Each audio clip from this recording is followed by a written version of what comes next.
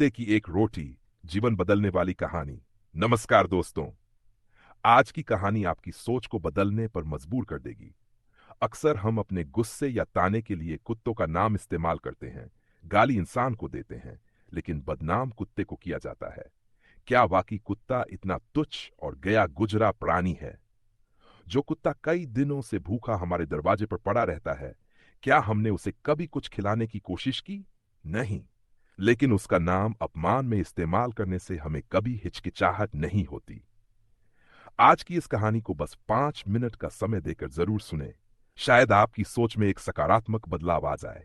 गुरु और शिष्य का संवाद। एक बार एक गरीब स्त्री अपने दुखों से घबराकर गांव से बाहर निकल पड़ी। चलते चलते वह एक आश्रम के पास पहुंची। आश्रम का वातावरण बहुत शांत और पवित्र था।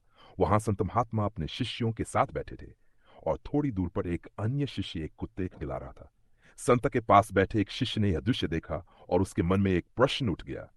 उसने विनम्रता से संत से पूछा, गुरुदेव, आप हमें हर दिन कुत्तों को रोटी खिलाने की सीख देते हैं।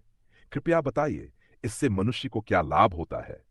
क्या यह केवल दया का प्रतीक है या इसके पीछे कोई गहरा अर्थ छिपा है?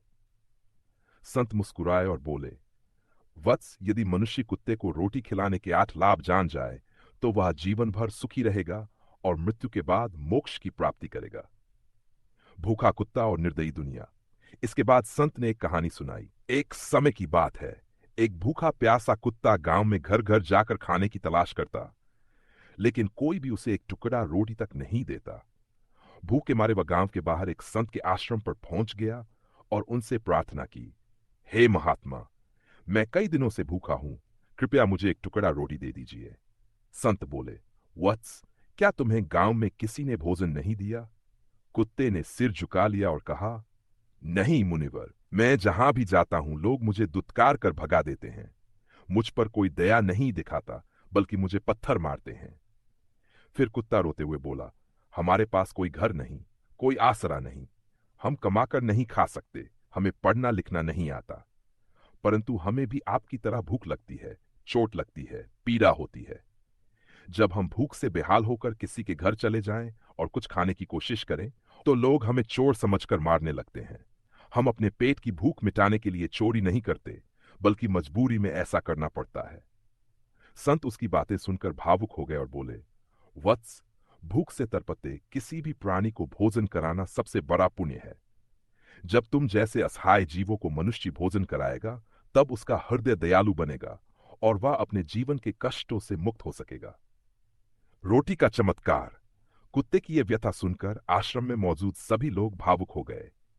तब संत ने कहा, जिस व्यक्ति के घर के द्वार पर कोई भूखा कुत्ता आए और वह उसे प्रेम पूर्वक रोटी खिला दे, उस व्यक्ति के जीवन में कभी अभाव नहीं आता। वह हर प्रकार के संकटों से मुक्त होकर सुखी रहता है। गरीब स्त्री जो ये सब सुन रही थी, उसकी आंखों में आंसू आ गए। उसने सोचा, आज तक मैंने अपने दुखों के लिए भगवान को कोसा, लेकिन कभी किसी भूखे को खाना नहीं खिलाया। शायद यही मेरी परेशानियों का कारण है। उस दिन के बाद से वह स्त्री रोज एक रोटी अलग निकालती और किसी भूखे प्राणी को खिला देती। कुछ ही महीनों में उसकी गरीबी और कष्ट दूर हो गए। यह कहानी हमें सिखाती है कि एक रोटी किसी का पेट भर सकती है, किसी की तकलीफ कम कर सकती है और देने वाले को असीम पुण्य प्रदान कर सकती है।